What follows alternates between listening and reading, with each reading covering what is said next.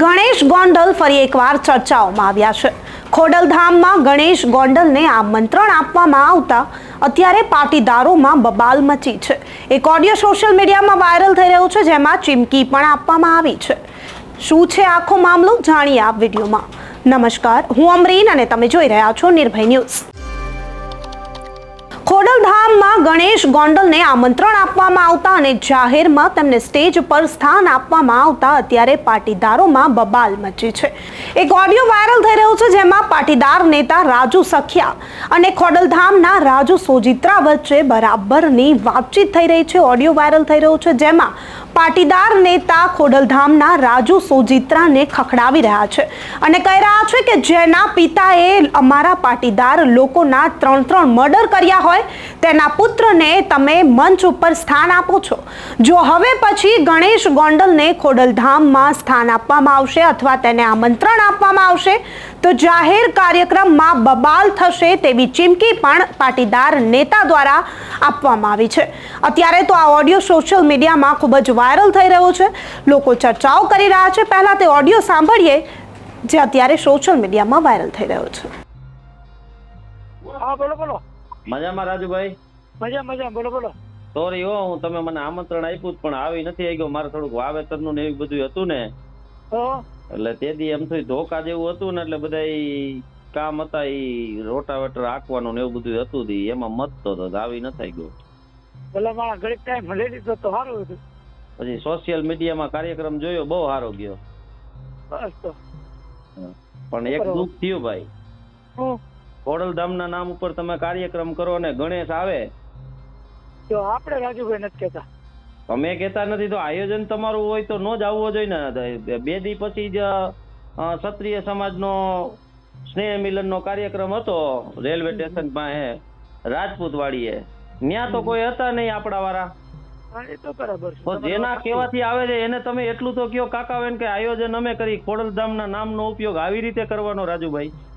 હવે એકવાર થતા થઈ ગયો, હવે આપણી રીતે આપણે. અને તમે તાજના સાક્ષી છો રાજુભાઈ. ખોડલધામ જયારે નિર્માણ થતું હતું ને 2011માં તમે હું બે થેલી લઈને રખડતા હતા, 100%. બરાબર છે. તેથી આજ ભાજપ વાળા એમ કેતા હતા કે નરેશ પટેલ કોંગ્રેસ પ્રેરિત છે અને આ ખોડલધામ કોંગ્રેસ વાળા બનાવે છે, આવું કેતા હતા. આજ ભાજપ વાળા અટાણે એને કબજો લઈ લીધો તમારો હોત ભેગો, અને ભેગો નરેશ પટેલ નો લેવાઈ ગયો છે.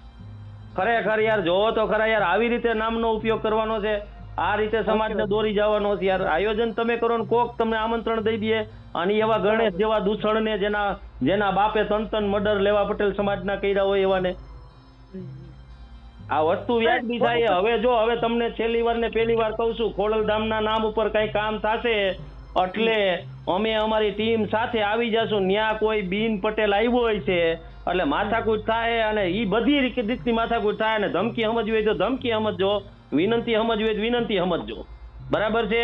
હવે કાંઈ પણ ખોડલધામના નામે કાર્યક્રમ કર્યો ને અને બીન પટેલની કોઈની ઉપસ્થિતિ ત્યાં રહી એટલે ખેર નથી, આ તમને કહી દઉં છું.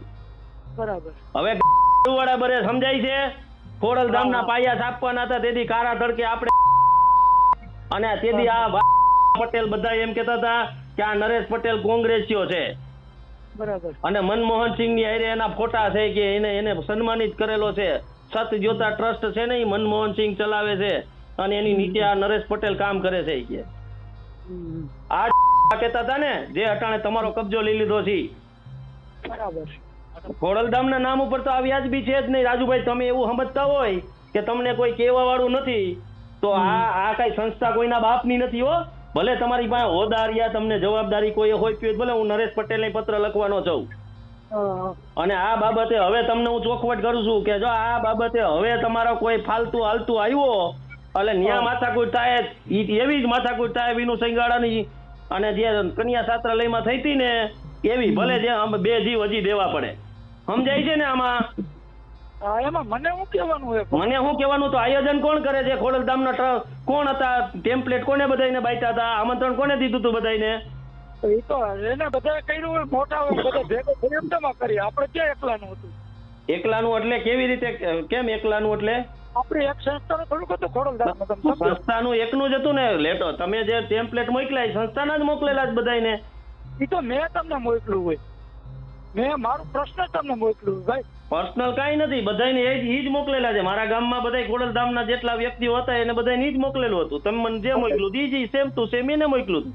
એ જ મોકલવાનું ને, મારે તો વ્યક્તિગત તમને કરવાનું દેવાનું તો મેં દીધું.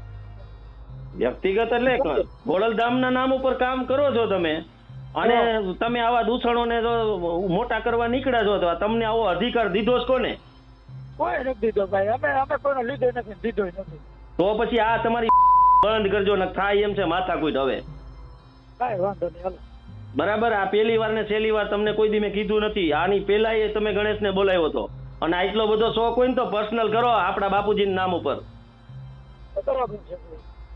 અને જે કહેતા હોય એને કહી દેજો, અને રેકોર્ડિંગ થતું હોય રેકોર્ડિંગ જેને કેવું હોય એને કહી દેજો. જયરાજને કેવું હોય તો કહી દેજો કે રાજુ સખિયાએ ધમકીની ભાષામાં વાત કરી છે.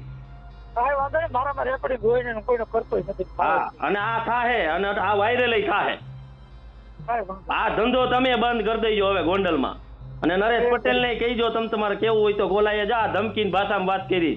અમે ગણેશને બોલાવી છે ને એને ઈ સમાજને નથી પોહાતું. કાંઈ વાંધો નહીં. અને જેને પોહાતું હોય એને બાપના નામે કરે, એના ઘરમાં કરે. આ બાપની સંસ્થાઓ નથી. સંસ્થાઓમાં એકેય ટ્રસ્ટીઓએ કોઈ દી મૂક્યો છે રિપોર્ટ કે ભાઈ આ અમારો જો આ વાર્ષિક રિપોર્ટ આવ્યો બરાબર છે, અમારા આટલો ખર્ચ થયો ને આટલું આ મૂકે ને એટલા બધા સધરના દીકરા હોય તો કે ભાઈ આ અમારો જો આ ઓડિટ રિપોર્ટ છે, અમે જો આ 5 વર્ષમાં આ કર્યું, આ ખર્ચ કર્યો, આ આવક થઈ, આ જાવક થઈ, આ વિકાસ કર્યો.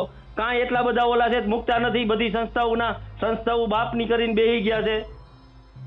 બરાબર છે. આપણે એમાં ટૂંકા પડી જ આપણે ટૂંકા કાંઈ નથી પડતા. તો આપણે રાજુભાઈ આપણા નામ ઉપર કામ થાય છે, આ તમને કહી દઉં. ખોડલધામ સમિતિ એટલે રાજુ સોજિત્રાના આગેવાનીમાં આ બધાય ખેલ થાય છે. અને પછી જે તમે જે બનાવટના ધંધા કરો છો ને કે અમને નથી ખબર, ગોગન કે મને નથી ખબર ને ઓલો કેવો આપણે આ લખમણ કે મને ખબર નથી ને ઓલો કે મને ખબર નથી ને, એટલે હું વરી હું સમજો તમે સમાજને ગોંડલમાં. અને આ સમાજે મારી નાખ્યા છે ને મરી ગયા છે, એટલે હજી થાય હો આ બધું. એટલે સમજીને કરજો જે કરવું હોય.